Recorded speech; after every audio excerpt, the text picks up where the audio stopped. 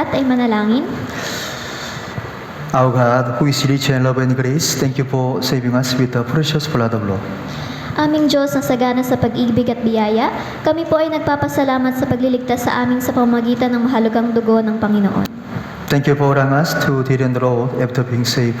Salamat po sa pagpapahintulot sa amin na manahan sa Panginoon matapos po naming maligtas. Also, thank you for allowing us to live under the protection and rule of and live under the guidance of the Holy Spirit. Nagpapasalamat din po kami sa pagpapahintulot sa amin na mamuhay sa ilalim ng proteksyon at pamamahala ng Panginoon at mamuhay sa ilalim ng patnubay ng banal na Espiritu. Lord, be always with us. Panginoon, samahan niyo kami palagi. Thank you for bringing saved brothers and sisters together in this place. At nagpapasalamat po kami sa pagtitipon ninyo ng mga ligtas sa mga kapatiran sa lugar na ito. Help us to gain lesson and comfort from your word so that we may discern your good will and live in obedience to it.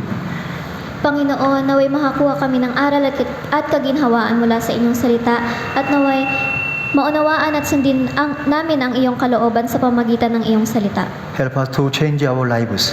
At tulungan po ninyo kami na baguhin ang aming mga buhay. We live in the days when the Lord's coming is very near. Kami po ay namumuhay sa panahon kung saan malapit na ang pagdating ng Panginoon. Help us to stay until then in the church body of the Lord. Tulungan po ninyo kami na manatili hanggang sa wakas ng iglesia na siyang katawan ng Panginoon. Help us to save brothers and sisters, love each other, and to preach the gospel of the Lord every day. Tulungan ninyo po kami at ang aming mga kapatiran na mahalin ng isa't isa at ipangaral ang ebanghelyo ng Panginoon araw-araw. Help us to live the rest of our lives for the Lord, the gospel, and the church. At naway tulungan niyo po kami na mamuhay ayon sa Panginoon at sa aming mga pastors at ministers. Help us to live with gentleness and lowliness. At naway mamuhay kami ng may kaamuan at kababaang loob. Help us not to compromise with the world and sin. Pakiusap, huwag niyo po kaming hayaang makipagkasundo, makisalamuha sa mundo at sa kasalanan. We pray in the name of the Lord Jesus. Ito po ang aming dalangin sa pangalan ng Panginoong Jesus. Amen. Amen. Yeah. Let's open the Bible, Mark chapter 10. Buksan po natin ang ating mga Biblia sa Marcos chapter 10.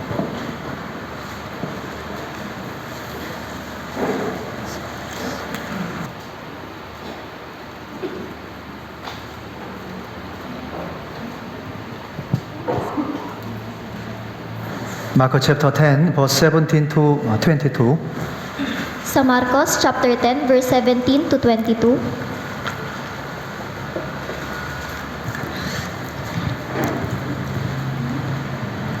Mark chapter 10, verse 17 to 22. Marcos chapter 10 verse 17 to 22. Yeah. Babasahin ko po. I read it. Nang siya'y naghahanda na sa kanyang paglalakbay, may isang lalaking patakbong lumapit sa kanya at pagluhod sa kanyang harapan, siya'y tinanong, "Mabuting guro, ano ang dapat kong gawin upang magmana ng buhay na walang hanggan?" Sinabi sa kanya ni Jesus, "Bakit tinatawag mo akong mabuti? Walang mabuti kundi ang Diyos lamang." 19. Nalalaman mo ang mga utos, huwag kang pumatay, huwag kang mangalunya, huwag kang magnakaw, huwag kang sumaksi sa kasinungalingan, huwag kang mandaya, igalang mo ang iyong ama at ina. At sinabi niya sa kanya, "Guro, ang lahat ng mga bagay na ito'y aking tinupad mula pa sa aking kabataan." 21. Si Jesus, pagtingin sa kanya, ay minahal siya at sinabi, "Isang bagay ang kulang sa iyo. Humayo ka, ipagbili mo ang lahat at ibigay mo ang salapi sa dukha at magkakaroon ka ng kayamanan sa langit. At pumarito ka, sumunod ka sa akin." 22. Subalit siya'y nanlumo sa sinabing ito at siya'y umalis na nalulungkot sapagkat siya'y maraming ari-arian. The title of today's sermon is One Thing We Lack. Ang pamagat ng sermon natin ngayon ay isang bagay na kulang sa atin. In verse 17, one man came to Jesus. Sa talata 17, isang lalaki ang lumapit kay Jesus. He was a ruler and a rich man. Siya ay isang pinuno at mayaman. And he wanted to live godly and have eternal life. At nais niyang mamuhay na makadiyos at magkaroon ng buhay na walang hanggan. And in verse 21, then Jesus looking at him, loved him.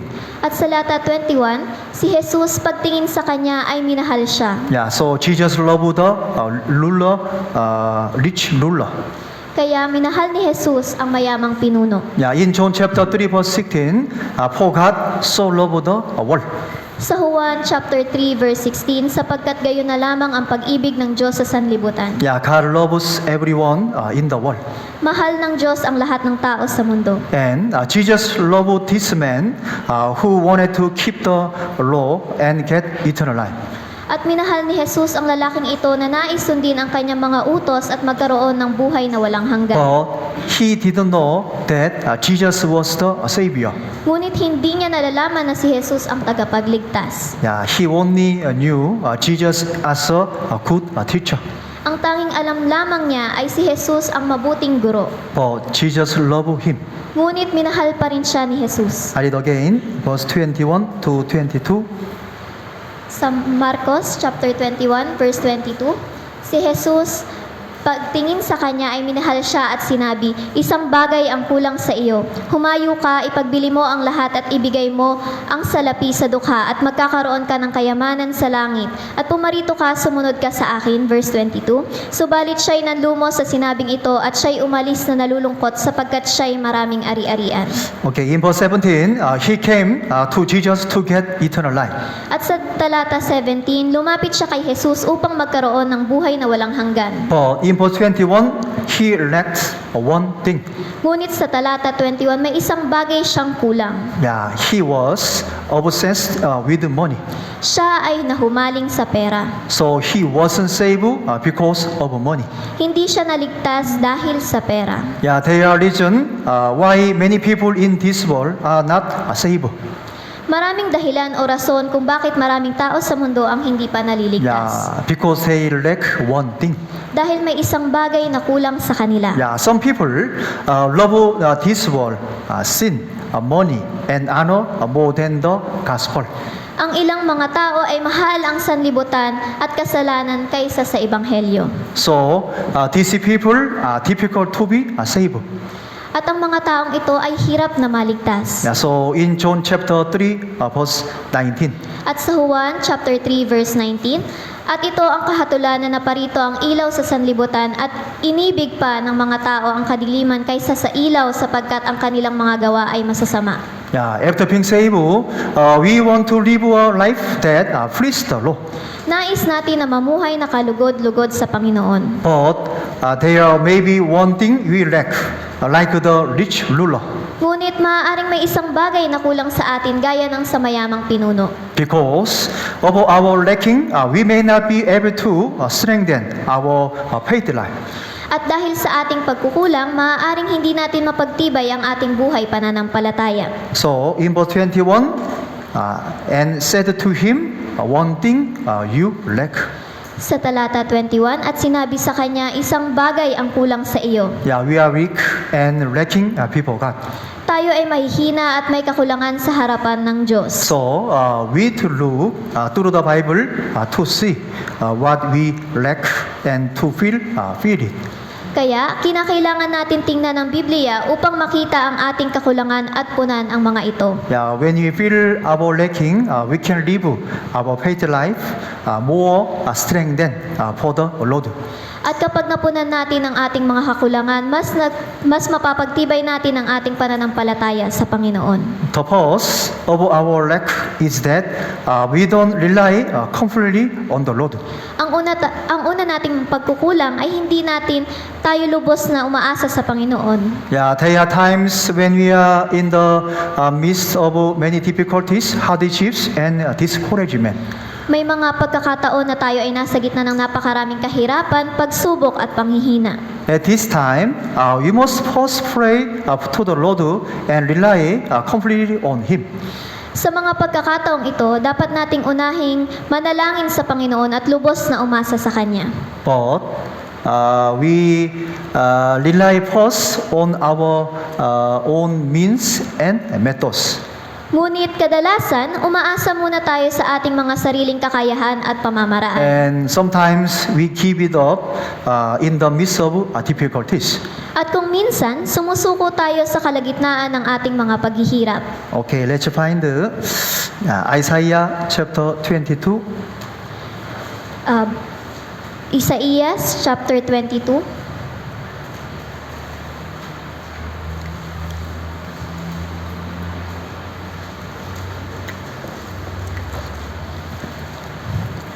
Isaiah chapter 22 verse 1. Sa Isaías chapter 22 verse 1, ang pahayag tungkol sa libis ng pangitain, anong ibig mong sabihin na ikaw ay umakyat, kayong lahat sa mga bubungan? Yeah, this word is a warning against Israel. Ang mga salitang ito ay isang babala laban sa Israel. Yeah, Israel live a life of disobedience before God. Namuhay ang bansang Israel ng buhay ng pagsuway sa harapan ng Diyos. So God allowed them war. Kaya ipinahintulot ng Diyos na sila'y makipagdigma. Okay, so verse 6 to 7, I read.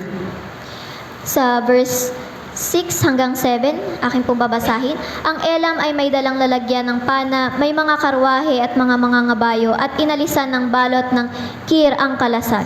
Ang iyong mga piling libis ay puno ng mga karwahe, at ang mga ngabayo ay nakahanay sa mga pintuan. Yeah, countless enemies have invaded Israel. Maraming kaaway ang mga sumasakop sa Israel. So they were so desperate. Kaya sila ay lubhang desperado. But yeah, this happened to us the same. Ngunit ito ay nangyayari din sa atin sa parehong paraan. Yeah, because crisis comes into our lives. Dahil dumarating sa ating buhay ang krisis o peligro. And when the crisis came to them, they prepare for war. At kapag dumating ang krisis o peligro sa kanila, sila ay handa para sa digmaan. Okay, I read verse 8. Babasahin ko po verse 8. At kanyang inalis ang takip ng Juda, sa araw na iyon ay tumingin ka sa mga sandata sa bahay ng gubat. Okay, they prepare weapons in a crisis situation. Sila ay naghanda ng mga sandata sa panahon ng krisis. And verse 9. Verse 9, inyong nakita na maraming butas ang lungsod ni David at inyong tinipon ang tubig ng mababang tipunan ng tubig. Yeah, they fortified the castle and prepare water for the war. Pinatibay nila ang kaharian at naghanda ng tubig para sa tigmaan. And verse 10. Verse 10, at inyong binilang ang mga bahay ng Jerusalem at inyong giniba ang mga bahay upang patibayin ang kuta. Yeah, they fortified the walls. Pinatibay nila ang mga pader. And in verse 11, you also made a reservoir between the two walls for the water of the old pool. At sa talata 11, kayo'y gumawa ng tipon ng tubig sa pagitan ng dalawang pader para sa tubig ng dating tipunan. Yeah, they have prepared many for the war. Naghanda sila ng marami para sa digmaan. But they didn't prepare the most important thing. Ngunit hindi nila inihanda ang napaka-importanting bagay. Yeah, so verse 11, let's read together. Verse 11, basahin po natin sabay-sabay. Kayo'y gumawa ng tipunang tubig sa pagitan ng dalawang pader para sa tubig ng dating tipunan. Ngunit hindi ninyo tiningnan ang gumawa nito o pinahalagahan man siya na nagplano nito noon pa. Yeah, they prepare many for the war. Naghanda sila ng marami para sa digmaan. But they didn't look God in times of crisis. Ngunit hindi sila tumingin o lumingon sa Diyos sa mga oras ng peligro. Yeah, there are reason why God allowed them difficulties. Mayroong dahilan kung bakit pinahintulutan ng Diyos ang kanilang paghihirap. Yeah, God wanted to rely on Him for help when they were in suffering. Nais ng Diyos na umasa tayo sa Kanya para sa tulong kapag sila ay naghihirap o nagdurusa. But they didn't obey God's word. Subalit, hindi sila sumunod sa salita ng Diyos. And instead, they were merry-making. At sa halip, sila ay nagpakasaya. Okay, I read verse 12 to 14. Verse 12 to 14, 12. Nang araw na iyon ay tumawag ang Panginoong Diyos ng mga hukbo sa pag-iyak, sa pagtangis, sa pagkakalbo, at sa pagbibigkis ng damit sako. Sa halip ay nagkaroon ng kagalakan at kasiyahan, pagpatay ng mga baka at pagpatay ng mga tupa, pagkain ng karne at pag-inom ng alak. Tayo'y kumain at uminom sapagkat bukas tayo ay mamamatay. 14. Ipinahayag ng Panginoon ng mga hukbo ang kanyang sarili sa aking mga pandinig. Tunay na ang mga kasamaang ito ay hindi ipatatawad sa inyo hanggang sa kayo'y mamatay. Sabi ng Panginoong Diyos ng mga hukbo. Yeah, they didn't look to God until the end. Hindi sila tumingin o lumingon sa Diyos hanggang sa dulo. Yeah, that is what was decisively lacking for them.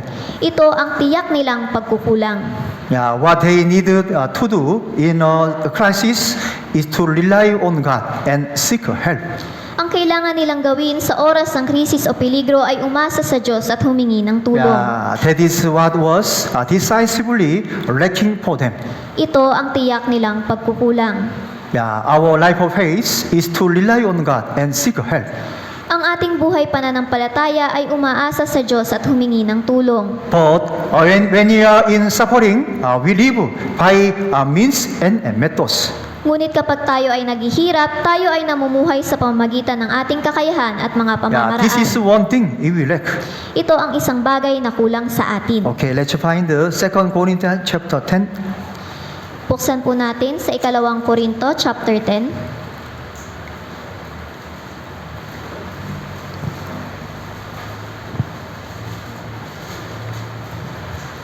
2 Corinthians chapter 10, 2 Korinto chapter 10, verse 5. Let's read together. verse 5. Aming ginibya ang mga pangangatwiran at bawat palalong hadlang laban sa karunungan ng Diyos at binibihag ang bawat pag-iisip upang sumunod kay Kristo. Yeah, God thoroughly destroys our thoughts and experience. Lubusang sinisira ng Diyos ang ating mga kaisipan at karanasan. Because when we are in suffering, God wants us to rely fully on Him. Dahil kapag tayo ay naghihirap, nais ng Diyos na tayo ay lubusang umasa sa Kanya. Yeah, so we must learn first to rely on God. Kaya dapat muna nating matutunan na umasa sa Diyos. Yeah. For example, Deuteronomy chapter 11 is written about the land of Egypt and the land of Israel. Ang Deuteronomio 11 ay isinulat tungkol sa lupain ng Ehipto at lupain ng Israel. Yeah, Egypt has the Nile River. Ang Ehipto ay may ilog ng Nile. So they can farm through the Nile. Kaya maaari silang makapagsaka sa pamamagitan ng Nile. But the land of Israel was different from Egypt. Subalit ang lupain ng Israel ay kakaiba mula sa Ehipto. So they couldn't farm unless God has given them proper rain. Kaya hindi sila maaaring makapagsaka malibang ibigay sa kanila ng Diyos ang tamang ulan. Yeah, so for example, in the Philippines, some area have enough water and water irrigation, so that they can farm 3 times a year. Halimbawa, sa Pilipinas, may mga lugar kung saan mayroong sapat na tubig at mabuting irigasyon nang sa gayon sila ay makapagsaka ng 3 beses sa isang taon. But some places don't have enough water, so they can only farm once a year. Ngunit may iilang lugar kung saan walang sapat na tubig kaya nakakapagsaka lamang sila 1 beses sa isang taon. Okay, for example, the area where Bani Church is located. Halimbawa, sa lugar kung saan matatagpuan ang Bani Church. Did you go to Bani Church? Nakapunta na po ba kayo sa Bani Church? Bani Church area is on the mountain. Ang Bani Church po ay nakalugar sa pabundok. Okay, so Egypt is a land can live in their own means and methods. Kaya ang Ehipto ay lupain kung saan kaya nilang mamuhay sa sarili nilang kakayahan at pamamaraan. But Canaan cannot live without God's help. Subalit ang Kanaan ay hindi nila kayang mamuhay ng walang tulong ng Diyos. Yeah, God rescue them from Egypt and make them live in the land of Canaan. Pinagligtas sila ng Diyos mula sa Ehipto at pinatira sila sa lupain ng Kanaan. The reason is that God wanted them to rely on God and seek help. Ang dahilan ay nais ng Diyos na umasa sila sa Kanya at humingi ng tulong. Okay, and in Judges chapter 1, the children of Israel asked the Lord, saying, Sa Hukom 1, itinanong ng mga anak ni Israel sa Panginoon na sinasabi, in the last chapter of Judges, everyone did what was right in his own eyes. At sa huling kabanata ng hukom, ginawa ng bawat tao kung ano ang matuwid sa kanyang sariling paningin. At first, they rely on God and live. Sa una, sila ay umasa sa Diyos at namuhay. But after some time, they live on their means and methods. Ngunit pagkaraan ng ilang panahon, sila ay namuhay sa pamamagitan ng kanilang kakayahan at pamamaraan. They didn't live God-centered lives. Kaya hindi sila nabuhay na naaangkop sa Diyos. One thing they lacked wasn't relying on God. Ang isang bagay na kulang sa kanila ay hindi pag-asa sa Diyos. And when you are saved, we rely on the Lord's perfect merit. Kapag tayo ay naligtas, tayo ay umaasa sa perpektong katangian ng After Diyos. being saved, the Lord want us to live in full rely on God. Matapos nating maligtas, nais ng Panginoon na mamuhay tayo na lubos na umaasa sa Kanya. Okay, let's find Proverbs chapter 3. Hanapin po natin ang Kawikaan chapter 3.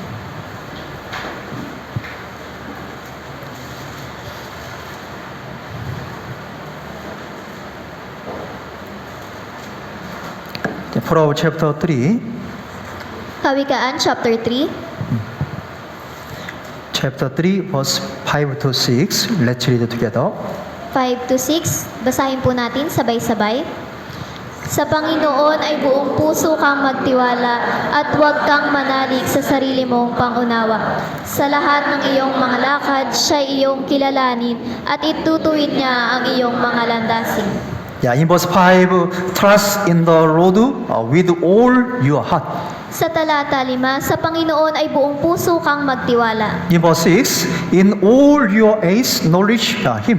Sa talata 6, sa lahat ng iyong mga lakad, siya iyong kilalanin. The Lord want us to live in full rely on Him. Nais ng Panginoon na mamuhay tayo na lubos na umaasa sa Kanya. Okay, let's find Isaiah chapter 40. Hanapin po natin ang Isaías chapter 40. 40.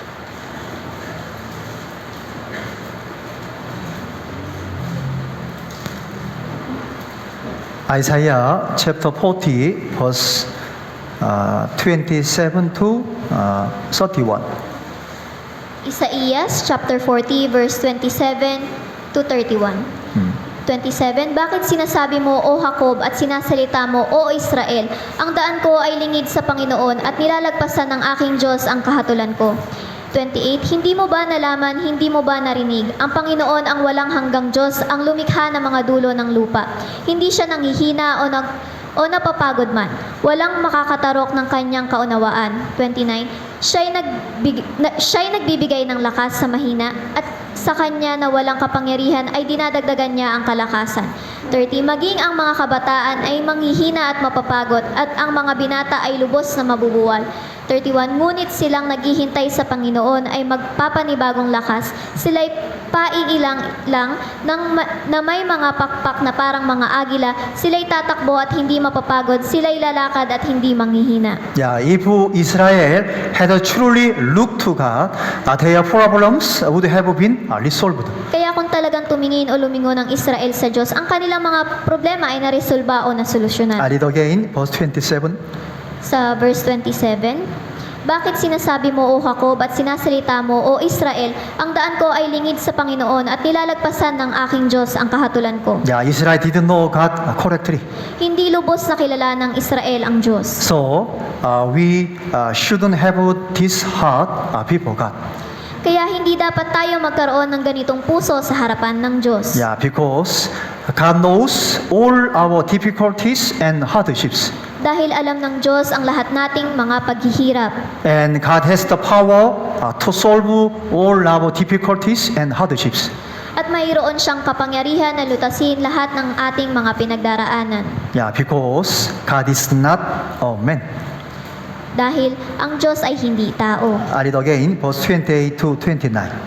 Sa verse 28 to 29, hindi mo ba nalaman, hindi mo ba narinig, ang Panginoon ang walang hanggang Diyos, ang lumikha ng mga dulo ng lupa.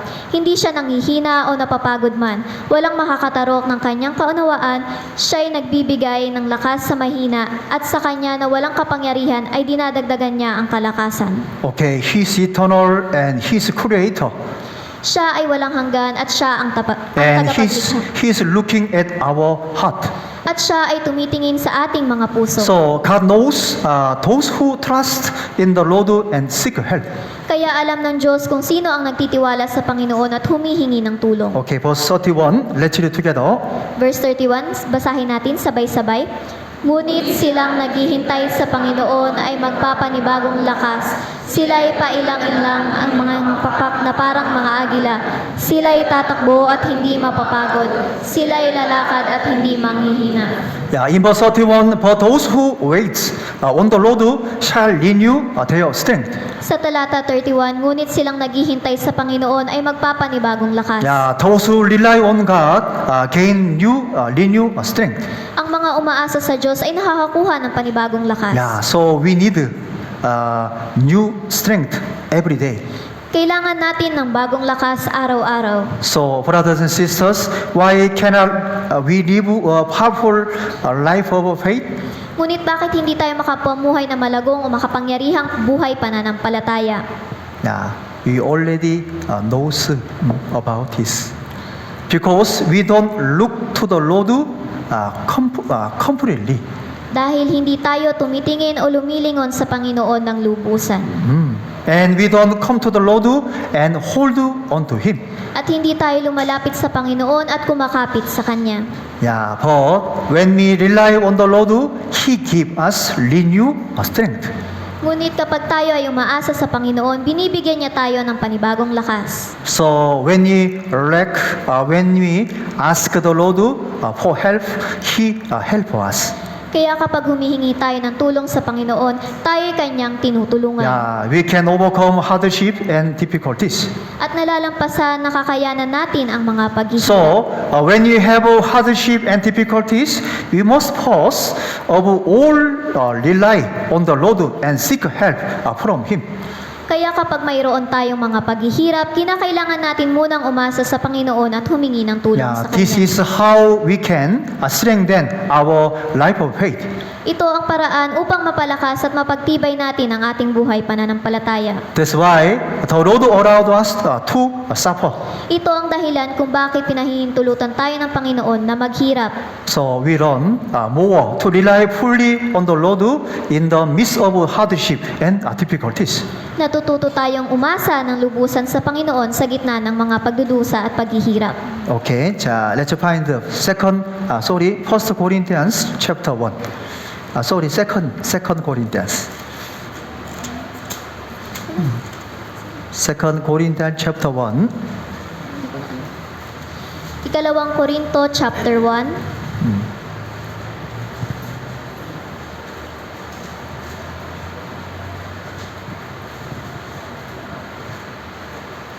Second Corinthians chapter 1. Ikalawang Korinto chapter 1.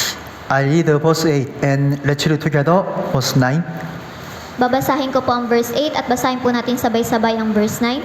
Hindi namin ibig na di ninyo malaman, mga kapatid, ang tungkol sa mga kapighatian na naranasan namin sa Asya, sapagkat lubha kaming nabigatan ng higit sa aming kaya. Ano pat kami ay nawalan na ng pag-asang mabuhay. Number 9. Tunay na nadama namin na tinanggap namin ang hatol ng kamatayan, upang kami ay huwag magtiwala sa aming sarili, kundi sa Diyos na bumubuhay sa mga patay. Yeah, God wants us to live a life that only God is trust in our suffering. Ninanais ng Diyos na mamuhay tayo na tanging nagtitiwala sa Panginoon sa ating mga paghihirap. In verse 9, that we should not trust in ourselves, but in God, who raised the dead. Sa talata 9, upang kami ay huwag magtiwala sa aming sarili, kundi sa Diyos na bumubuhay sa mga patay. Yeah, you must first learn to rely on God and seek help. Kinakailangan muna nating matutunan na umasa sa Diyos at humingi ng Yeah, tulong. because the Lord comforts us in suffering. Dahil ang Panginoon ay nagbibigay aliw o kaginhawaan sa atin sa panahon ng paghihirap. I read verse 3 to 5.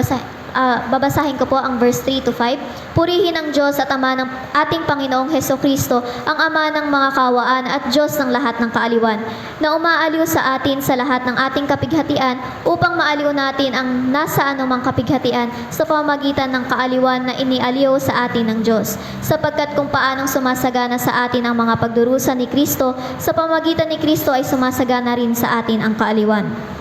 Okay, so we need to continue to gain comfort and courage through the word of God. Kinakailangan natin na patuloy na makatanggap ng kaginhawaan at kaliwan at kalakasan sa pamagitan ng salita ng Diyos. So today we come to church. Kaya ngayon tayo ay pumupunta sa church. Okay, so what the born again Christian need continually, God, the word, prayer, and fellowship. Kaya ang patuloy na pangangailangan ng mga born-again Christians ay ang Diyos, ang salita, panalangin at fellowship. And the second thing we lack is our attitude toward the word of God. At ang ikalawa nating kakulangan ay ang ating pananaw o pag-uugali patungo sa salita ng Diyos. Yeah, when we listen and read the word of God, we have to think about how we listen and read. Kapag tayo ay nakikinig at nagbabasa ng salita ng Diyos, kinakailangan natin pag-isipan kung paano tayo nakikinig at nagbabasa. What we lack is an honest heart. Ang kulang sa atin ay masigasig at taimtim na puso. Yeah, because our heart are not honest, our faith life may be powerless. Dahil kapag ang ating puso ay hindi taimtim o masigasig, ang ating buhay pananampalataya ay maaaring bumagsak. Okay, so when you listen to and read the word of God, we have two hearts. Kaya kapag tayo ay nakikinig at nagbabasa ng salita ng Diyos, mayroon tayong dalawang uri ng puso. The first is to formal mind. Ang una ay ang formal na kaisipan. For example, some members may have just attend church because it's the Lord's Day. Halimbawa, ang ilang mga miyembro ay dumadalo lamang sa church dahil ito ay araw ng Panginoon. Who is for? Okay, the second is an honest heart. Ang ikalawa ay ang masigasig o taimtim na puso. Yeah, the heart we need a honest heart, loving heart for the Lord, a praying heart, and obedient heart. Ang puso na kailangan natin ay masigasig at pusong nagmamahal sa Panginoon, pusong nananalangin at masunuring puso. So, brothers and sisters, with what kind of heart did you come before Word of God today? Kaya mga brothers and sisters, anong klase o uri ng pusong inyong ginagamit ngayon habang kayo ay nakikinig at nagbabasa? Formal mind or honest heart? Ito ba ay formal na kaisipan o taimtim na puso? Really po? Okay, I think I come to Santa Rosa Church first time today. Sa tingin ko po, ito po ang unang beses na pumunta ako sa Santa Rosa Church. I think Santa Rosa Church member faith is good because when I already see you during memory verse time. Not all, almost member didn't see the church news. You are speaking is boldly during memory chapter time. Okay, understand, Paul? So I think Santa Church member is good. Sa tingin ko po na napapansin ko po dahil unang beses ko pong pumunta sa Santa Rosa Church ay napakalago na dahil nung nagbabasa po tayo ng memory verse recitation, marami po sa inyo ang nagsasalita o nagbabanggit ng malakas at napakaganda. Kaya ang Santa Rosa Church po ay kahanga-hanga. No, but our Angel Church is not yet perfect, so I continue to teach them. Angel Church continue to training about the memory chapter 10. Ang aming pong church ay hindi po perpekto, kaya patuloy ko po silang tinuturuan sa mga memory verse recitation, mga ganito po.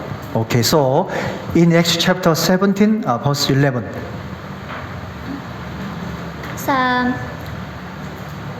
Sa mga gawa, chapter 17, verse 11, ngayon ang mga ito ay higit na mararangal kaysa mga taga-Tesalonika sapagkat tinanggap nila ang salita ng buong pananabik na sinisiyasat araw-araw ang mga kasulatan kung tunay nga ang mga bagay na ito.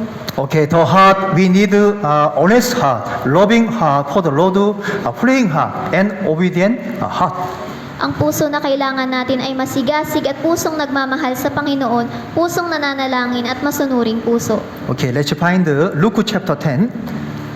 Hanapin po natin ang Lucas chapter 10.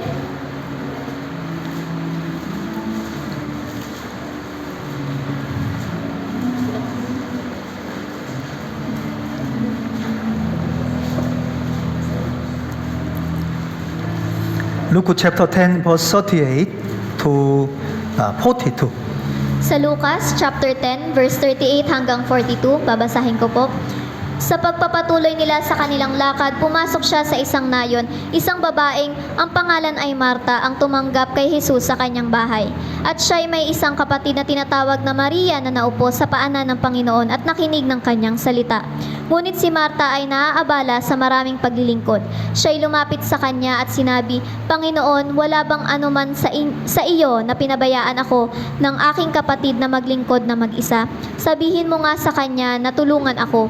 Subalit sumagot ang Panginoon at sinabi sa kanya, Marta, Marta, nag-aalala ka at nababagabag tungkol sa maraming bagay, subalit isang bagay ang kailangan. Pinili ni Maria ang mabuting bahagi na hindi kukunin sa kanya.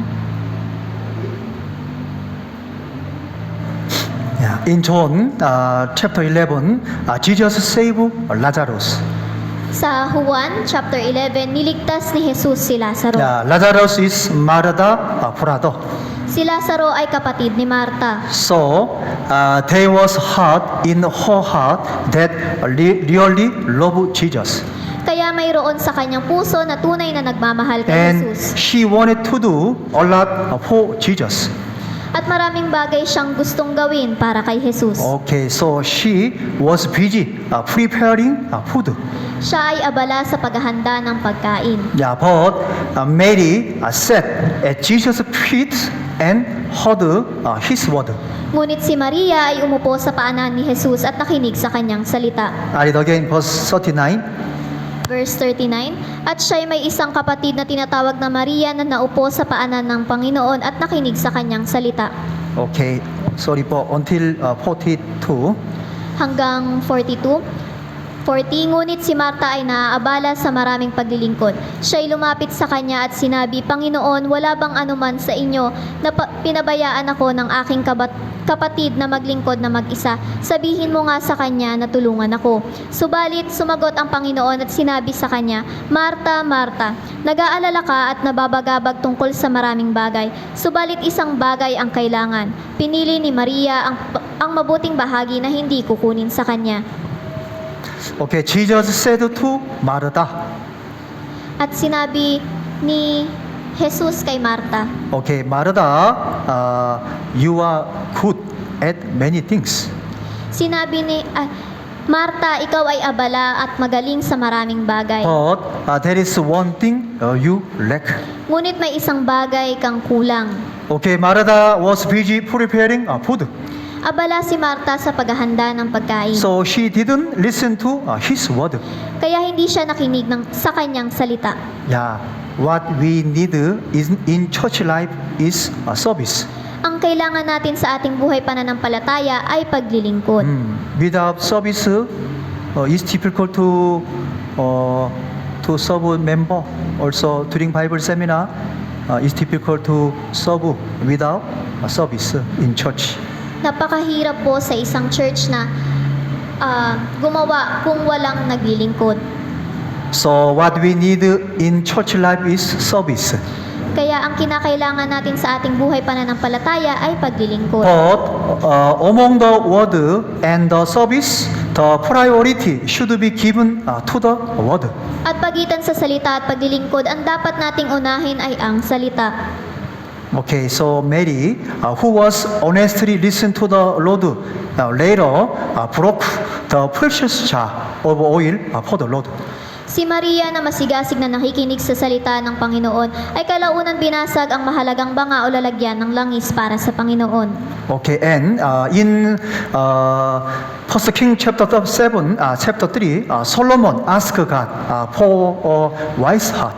Sa unang hari, chapter 3, humingi si Solomon ng pusong may karunungan. A wise heart is a hearing heart in Greek. Ang pusong may karunungan ay pusong nakikinig sa wikang Griego. Yeah, those who listen to God's word have a wise heart. Ang mga nakikinig sa salita ng Diyos ay mayroong pusong may karunungan. And when you listen to God's word, it moves our heart. At kapag tayo nakikinig sa salita ng Diyos, maaantig ang ating puso. Yeah, so when the word of God hold our heart, we can act. At kapag ang salita ng Diyos ang may hawak sa ating puso, tayo ay makakagawa. So when you listen to God's word, it's so important to listen with honest heart. Kaya kapag tayo ay nakikinig ng salita ng Diyos, napakalagang meron tayong pakikinig na may masigasig na puso. Yeah, Mary listen to the word of the Lord with an honest heart. Si Maria ay nakinig ng salita ng Panginoon ng may masigasig na So puso. she was able to break the precious jar of oil for the Lord. Kaya nagawa niyang basagin ang napakahalagang banga o lalagyan ng langis para sa Yeah, Panginoon. the Lord saying to us, Sinasabi ng Panginoon sa atin, yeah, you are good at many things, ikaw ay magaling at abala sa maraming bagay, but you lack one thing. ngunit may isang bagay na kulang sa iyo. Yeah, what you need is honest listen to the word of God. Ang kailangan mo ay masigasig na pakikinig sa salita ng Diyos. Okay, let's find Proverbs chapter 6. Hanapin po natin, Kawikaan chapter 6. Sure.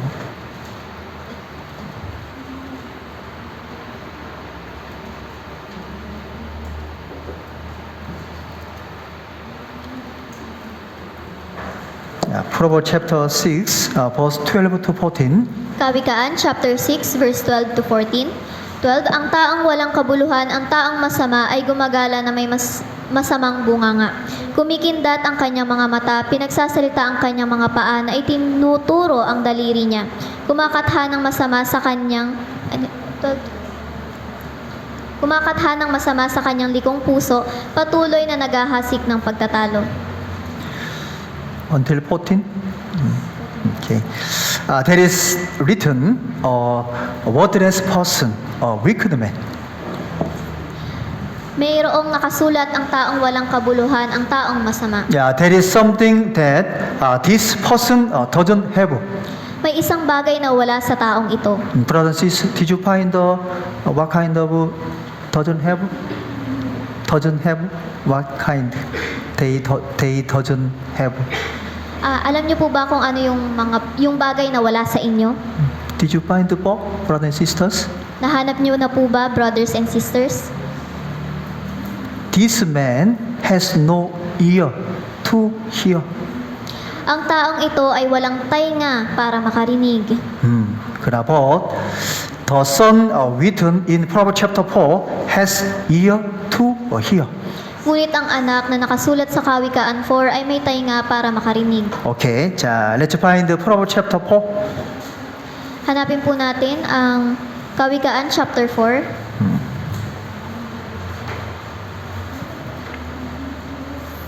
Proverbs chapter 4, verse 20. Let's read together. Kawikaan chapter 4 verse 20, basahin po natin ng sabay-sabay. 3, 2, 1. Anak ko, makinig ka sa aking mga salita. Ikiling mo ang iyong pandinig sa aking mga wika. Huwag mong hayaan Okay, the son has ear to hear, and the ears were written first. Ang anak ay may tainga upang makinig at ang mga tinga ay unang binanggit. Okay, so when you listen to God's word, we can take hold of our heart.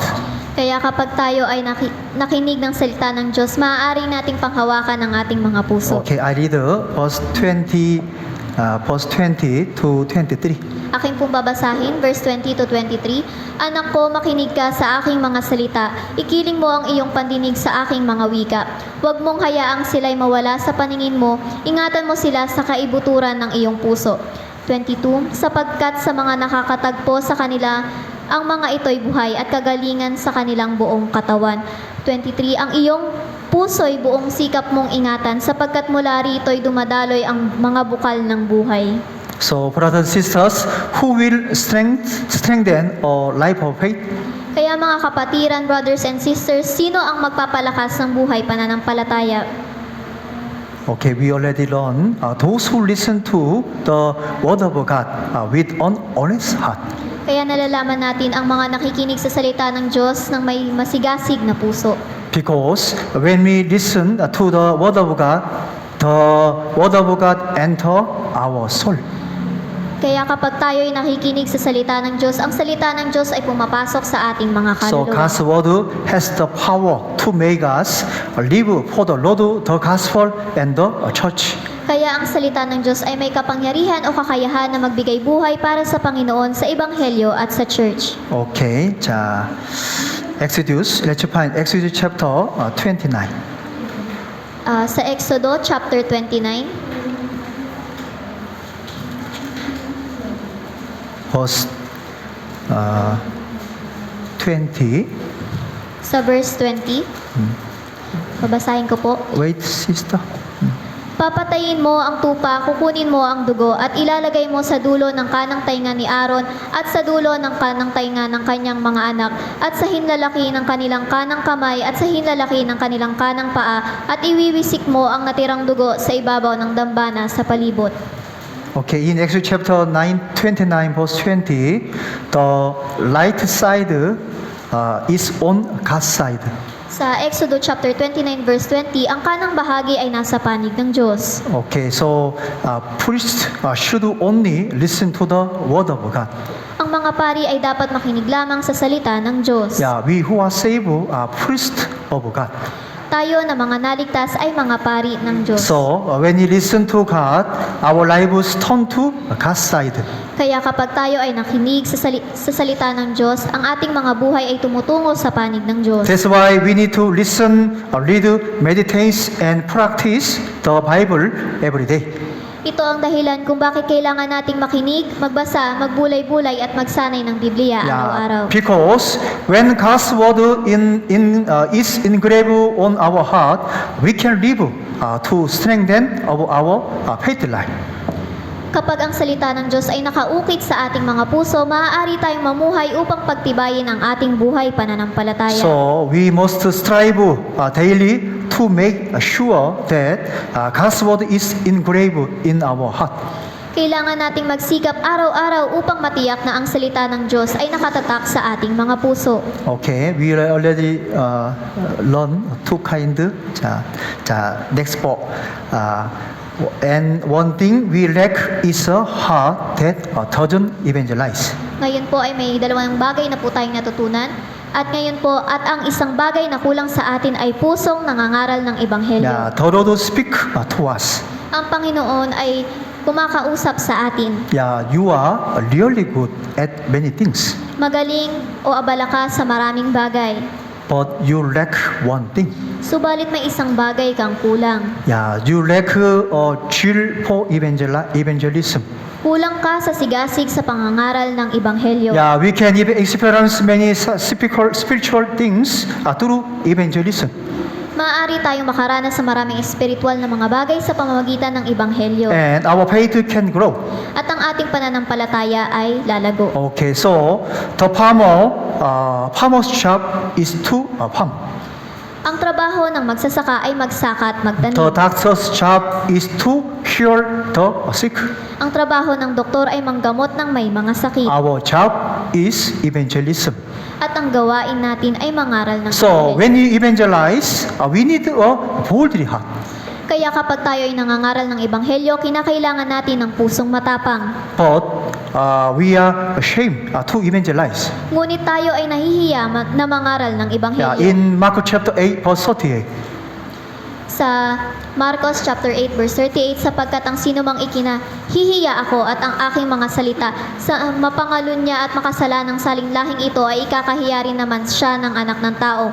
Pagdating niya, nasa kaliwalatian ng kanyang ama, nakasama ng mga banal na anghel. The Lord is coming soon. Ang Panginoon ay malapit ng So dumating. we must preach the gospel boldly so that we don't send ashamed people the Lord. Kaya buong tapang natin dapat ipangaral ang Ebanghelyo nang sa gayon hindi tayo mapahiya sa harap ng Panginoon. And when we live with a heart of evangelism, our words and actions are right. At kapag tayo ay namumuhay ng may puso sa pag-iebanghelyo, ang salita at ating mga gawa ay tama. Yeah, for example, someone said to us, do not smoke, do not drink, do not do bad things. Halimbawa, may nagsabi sa atin na huwag kang manigarilyo, huwag kang uminom, huwag kang gumawa ng masasamang bagay. Yeah, even if someone doesn't tell us, those who are honest to save the souls will change their behavior on their own. At kahit na walang nagsasabi sa atin ito, ang mga masisigasig na nagnanais na maligtas ng kaluluwa ay kusa nilang babaguhin ang kanilang mga pag-uugali. Because we drink and smoke with unbelievers and we cannot evangelize them. Dahil kapag tayo ay uminom at nanigarilyo kasama ng mga hindi mananampalataya, hindi natin sila ma-evangelize. So our separate lives are connected with our desire to save the lost souls. Ang ating hiwalay na pamumuhay ay konektado sa ating naisin na iligtas ang mga nawawalang kaluluwa. And our sacrifice and passion are connected to our desire to save the lost souls. At ang ating sakripisyo at passion ay konektado sa ating nais na iligtas ang mga nawawalang kaluluwa. And as we evangelize, we experience various suffering and difficulties. At habang tayo ay nag-evangelize, mararanasan natin ang iba't ibang paghihirap at pagdurusa. So our suffering and difficulties connected to our desire to save the lost souls. Ang ating paghihirap at pagdurusa ay konektado sa ating pagnanais na magligtas ng mga nawawalang kaluluwa. Our passion for evangelism overcomes all of this. Ngunit ang ating pagsusumika para sa Ebanghelyo ay mapagtatagumpayan ang lahat ng ito. So the reason we learn God's word, pray, and fellowship is for evangelism. Kaya ang dahilan kung bakit tayo nag-aaral ng salita ng Diyos na nanalangin at nagfe-fellowship ay para sa So we pag-evangelize. must live separately from unbelievers. Kinakailangan natin mamuhay ng hiwalay mula sa mga hindi mananampalataya. Okay, 자, let's find John chapter 10, John chapter 17. Hanapin po natin ang Juan chapter 17.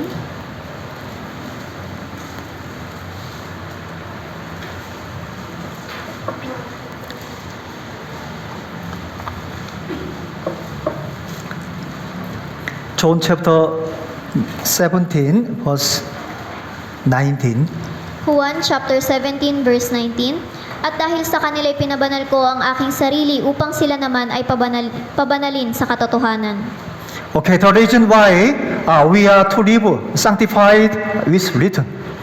Ang dahilan kung bakit dapat tayo mamuhay ng banal ay nakasulat. Yeah, God has allowed others to be saved through us. Pinahintulutan ng Diyos na maligtas sa mga tao sa pamamagitan natin. Yeah, we must live sanctified.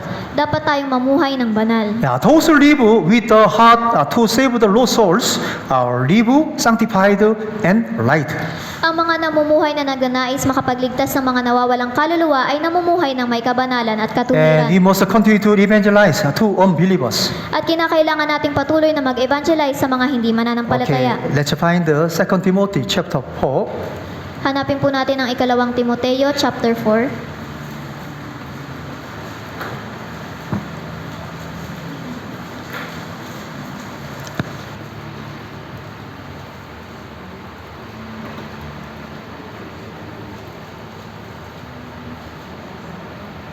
2 Timothy chapter 4 verse 1 and 2. Ikalawang Timoteo chapter 4 verse 1 to 2. Yeah, let's read together. Basahin natin sabay-sabay.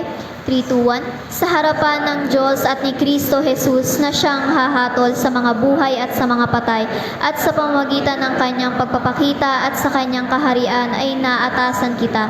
Ipangaral mo ang salita, magsikap ka at sa kapanahunan at sa di kapanahunan. Magtuwid ka, manaway ka, mangaral ka na may buong pagtsatsaga at pagtuturo. Yeah, we need to live without forgetting the purpose of our lives. Kailangan nating mamuhay na hindi kinakalimutan ang layunin ng ating buhay. Yeah, in Psalm chapter 118 verse 17.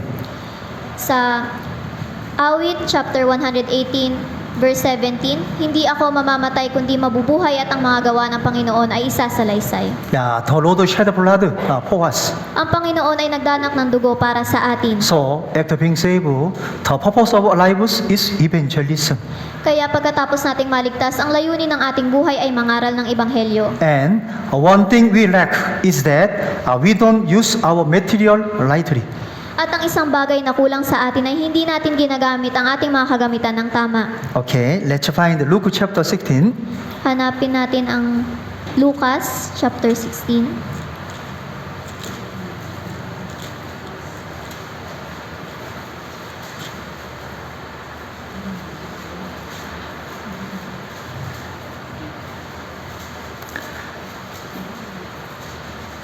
Luke chapter 16. Lucas chapter 16. Let's read together verse 9 and I read verse 10 to 11. Basahin po natin ang 9 at babasahin ko po ang 10 hanggang 11. Number 9, at sinasabi ko sa inyo, makipagkaibigan kayo para sa inyong mga sarili sa pamamagitan ng mga kayamanan ng kalikuan upang kung ito'y maubos na ay kanilang tanggapin kayo sa mga walang hanggang kahanan. Number 10, ang tapat ay sa kakaunti ay tapat din naman sa marami at ang di tapat sa kakaunti ay di rin naman tapat sa marami. Kung kayo nga'y hindi naging tapat sa kayamanan ng kalikuan, sino ang magtitiwala sa inyo ng mga tunay na kayamanan? Okay, so we must first give our materials to the Lord and use it to save the precious, pitiful souls. Kinakailangan muna nating ibigay ang ating mga kayamanan kagamitan sa Panginoon at gamitin ito upang makapagligtas ng mga Yeah, kaluluwa. because through the life of offering and material sacrifice, we can learn the faith or light. Dahil sa pamamagitan ng paghahandog at sakripisyo, natututunan natin ang tamang pananampalataya. Yeah, for example, someone has invested a lot of money in business. Halimbawa, may isang tao ang namuhunan ng maraming pera sa isang negosyo. Yeah, this person interest is entirely focused on the business in which he has invested. Ang interes ng taong ito ay nakatuon sa negosyo kung saan siya namuhunan. And someone has opened a sari-sari store. At may isang tao ang nagbukas ng isang sari-sari store. So this person interest in is in the sari-sari store all over. Lahat ng interes ng taong ito ay nasa sari-sari store. Yeah, because this man invested a lot of money to open the sari-sari store. Dahil ang lalaking ito ay namuhunan ng malaki upang makapagbukas ng sari-sari store. So where the money is invested, our heart will supposed to go. Kung saan ipinuhunan ng pera, andun mapupunta ang ating mga puso. So when we do the offering rightly, our heart is turned to the Lord. Kaya kapag ginawa natin ang pag-offering ng tama, ang ating mga puso ay lumilingon sa Panginoon. And our faith is restored and grow. At ang ating pananampalataya ay nanunumbalik at lumalago. So through the life of offering and material sacrifice, we can experience the spiritual blessings to the blessings the Lord give us. Kaya sa pamamagitan ng paghahandog at sakripisyo, mararanasan natin ang espiritual na biyaya na ibinibigay ng Panginoon. And one thing we lack is that we don't obey God's word. At ang isa pang bagay na kulang sa atin ay hindi tayo sumusunod sa salita ng Diyos. Okay, let's find Esther chapter 1. Hanapin po natin ang Esther chapter 1.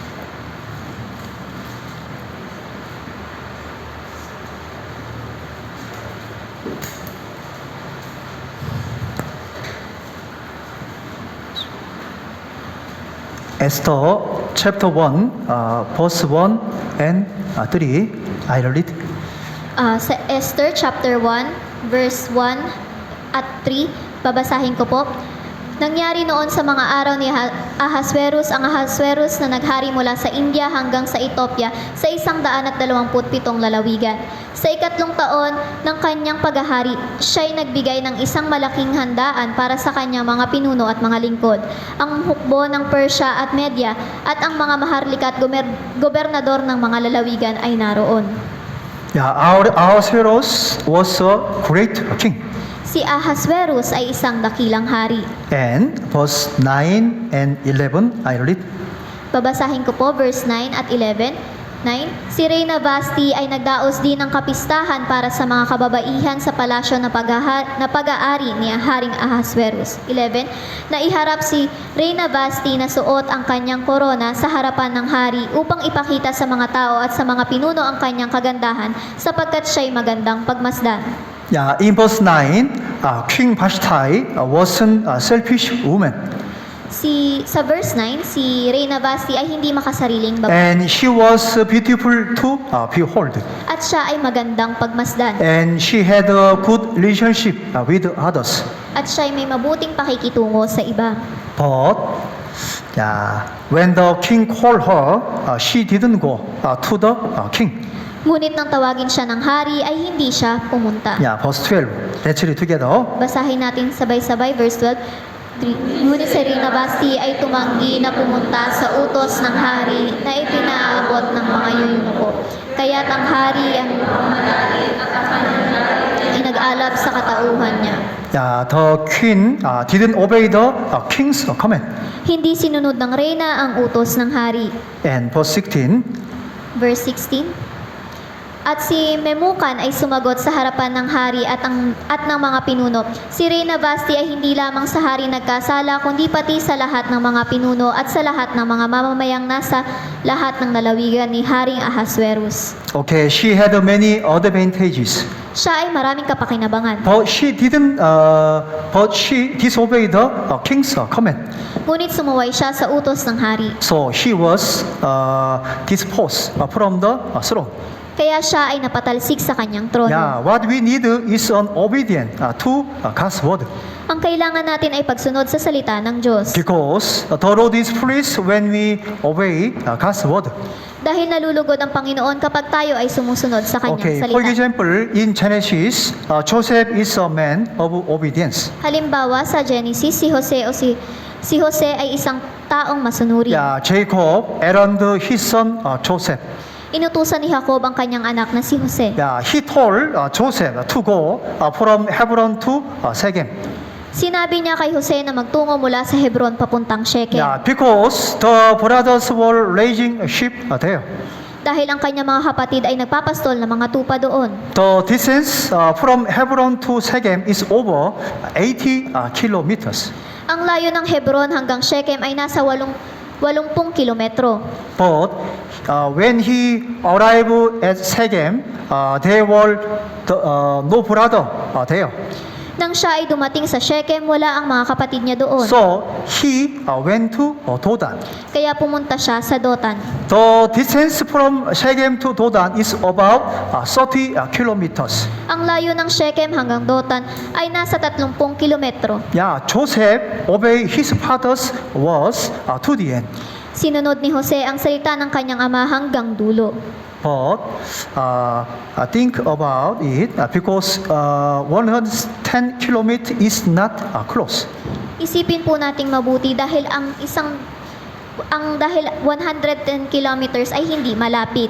Okay, so this is a distance that require more than 4 days to walk. Dahil ang layo nito ay kailangan ng mahigit 4 na araw para lakarin. But he obeyed. Ngunit sumunod siya. Yeah, because he was a man of obedience, God used him preciously. Dahil siya ay taong masunurin kaya ginamit siya ng Diyos. For example, before I live from in my house until here, I checked how long distance. I saw distance, okay, over from Angeles to Santa Rosa, over 100 kilometers. Nung akin pong tinitingnan mula sa aking bahay, papunta dito sa Santa Rosa Church, napagtanto ko po na ang layo nito mula sa Angeles ay nasa mahigit 100 kilometro. Can you go to Pampanga with through walking when you are father errand? Kaya niyo po bang pumunta sa Pampanga na naglalakad kapag kayo'y inutusan ng inyong ama? So difficult. Sadyang napakahirap. 그래서 he went to Shechem, okay, from Hebron, and he didn't meet his brother, and to go more until Dodan, okay po. Siya po ay naglakad mula sa Hebron hanggang Shechem at hindi niya nakita o na-meet ang kanyang mga kapatid kaya siya ay naglakad pa ulit. Because he wanted to obey his father. Dahil sa kagustuhan niyang sundin ang kanyang ama. So he was a man obedience. God used him preciously. Dahil siya ay taong masunurin kaya ginamit siya ng Diyos. Okay. 자, time already last. Okay. 자, next po. Let's find the Revelation chapter 3.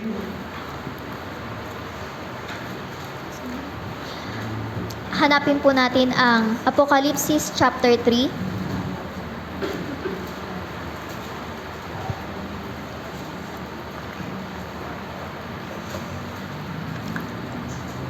Revelation chapter 3 verse 17 to 19. Apocalypse chapter 3 verse 17 to 19, sapagkat sinasabi mo ako'y mayaman at naging mariwasa at hindi ako nangangailangan ng anuman. Hindi mo nalalamang ikaw ay aba, kahabag-habag, maralita, bulag at hubad. Ngunit ipinapayo ko sa iyo na bumili ka sa akin ng gintong dinalisay ng apoy upang ikaw ay yumaman at ng mapuputing damit upang iyong masuot at upang huwag mahayag ang iyong kahihiyang kahubaran at ng pampahid na ilalagay sa iyong mga mata upang ikaw ay makakita. Ang lahat ng aking iniibig ay aking sinasaway at dinidisiplina.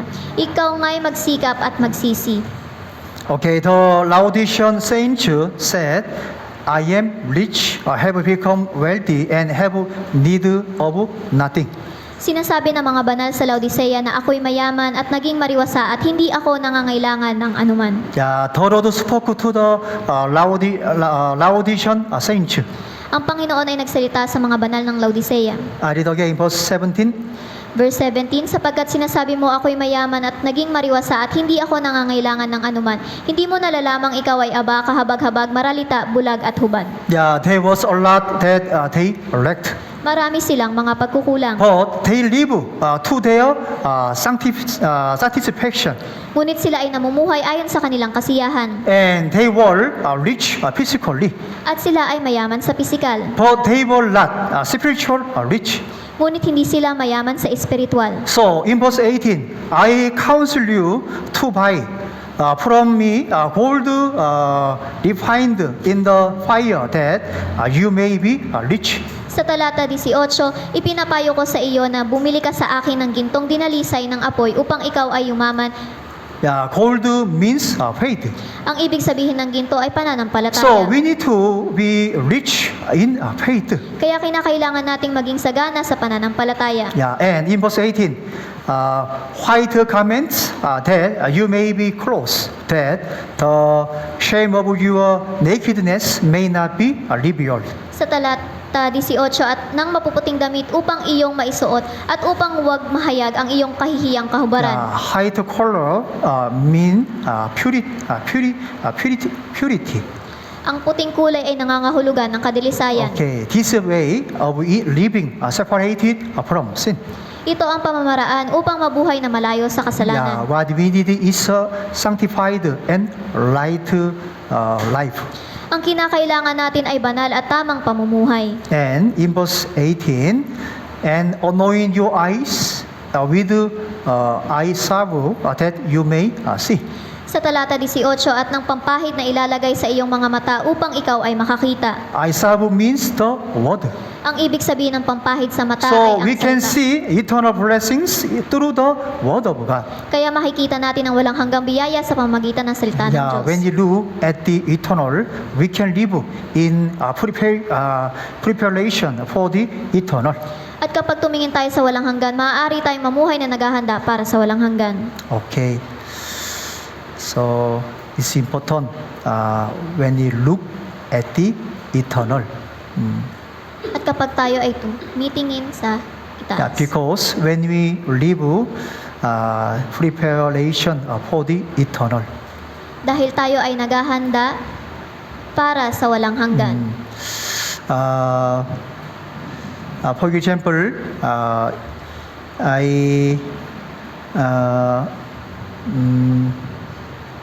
I continue to see the map of Pampanga. At kapag ako po ay tumitingin sa nakasulat na Pampanga, Do you know why I continue to see the map of Pampanga? alam niyo po ba kung bakit ko po tinitingnan ang mapa ng Pampanga? I want to conquest English 뭐냐? Conquest correct? In Pampanga. Dahil gusto ko pong parang masakop yung Pampanga. So I continue to see the map of Pampanga every day. Kaya patuloy ko pong tinitingnan ang mapa ng Pampanga araw-araw. Understand po? Naintindihan niyo po? Okay. So when you look at the eternal, we can live in preparation for the eternal. At kapag tumingin tayo sa walang hanggan, maaari tayong mamuhay na naghahanda para sa walang hanggan. But the unbelievers live only for money and honor for the flesh. Ngunit ang mga hindi ligtas ay nabubuhay lamang para sa pera at karangalan ng But what we want is not this world. We live for the eternal. Hindi natin gusto ang mundong ito. Nabubuhay tayo para sa walang hanggan. So let us all receive praise, glory, and honor when you stand before the Lord. Kaya tumanggap tayo ng lahat ng papuri, kaluwalhatian at karangalan kapag tayo ay tumayo sa harapan ng Okay, I Panginoon. read again verse 19. Sa verse 19, kaya't magpakasigasig. Chapter 3, verse 19. Verse 19. Ang lahat ng aking iniibig ay aking sinasaway at dinidisiplina. Ikaw nga'y magsikap at magsisi. Okay, so in verse 19, therefore be jealous. At sa talata 19, kaya't magpakasigasig. Yeah, so important. Therefore be jealous. Napakahalaga, kaya't magpakasigasig. Without jealous, it's difficult to our Christian life.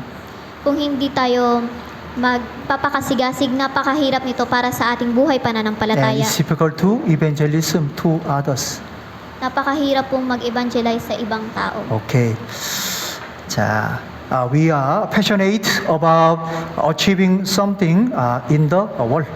Tayo ay nagsusumikap sa pagkamit ng mga bagay sa mundo. Yeah, we should be more jealous for faith than something in the world. Dapat tayo maging mas masigasig para sa pananampalataya kaysa sa anumang bagay sa mundo. Yeah, today, through today's sermon, we consider our lack before God. Kaya sa pamamagitan ng ating sermon ngayon, isinasaalang-alang natin ang ating mga pagkukulang sa harapan ng Yeah, there is Diyos. something the Lord wants from us. May isang bagay na nais ang Panginoon mula sa atin. Yeah, the Lord wants our faith to grow right. Nais ng Panginoon na ang ating pananampalataya ay lumago ng So tama. we need to think about our shortcomings before God. Kaya kinakailangan nating pag-isipan ang ating mga kakulangan sa Kanyang Yeah, when harapan. we feel in our shortcoming, we can please the Lord. At kapag napunan na natin ang ating mga pagkukulang, magiging malugod ang ating Panginoon. Yeah, let us pray together. Tayo pong lahat ay manalangin. Thank you, our Father God, for the abundant love and grace. Salamat aming Amang Diyos sa saganang pag-ibig at biyaya. Thank you for saving us with the precious blood of Lord. Salamat sa pagliligtas sa amin sa pamagitan ng mahalagang dugo ng Panginoon. Help us to live in our heart always with the joy and gratitude of salvation. Tulungan mo kaming mamuhay na laging may kagalakan at pasasalamat ng kaligtasan sa aming mga puso. Help us get closer to the Word of God and to have a longing for fellowship. Tulungan mo kaming lumapit sa salita ng Diyos at magkaroon ng pananabik sa pakikipag-fellowship. Help us not to be rash when you deliver the other souls. Tulungan mo kaming huwag maging tamad sa pangangaral sa mga nawawalang kaluluwa. Help our loving family and relatives get saved. Tulungan mo po ang aming mga minamahal at kamag-anak na maligtas. Help us to establish our faith firmly on the Word of God. Tulungan mo po kaming itatag ang aming mga pananampalataya sa salita ng Diyos. To our brothers and sisters of Santa Rosa Church, keep our spirit and body strong. Sa aming mga kapatirang brothers and sisters ng Santa Rosa Church, patatagin po natin ang ating espiritu at pangangatawan. We pray in the name of the Lord Jesus. Ito po ang aming dalangin sa pangalan ng Panginoong Jesus. Amen. Amen.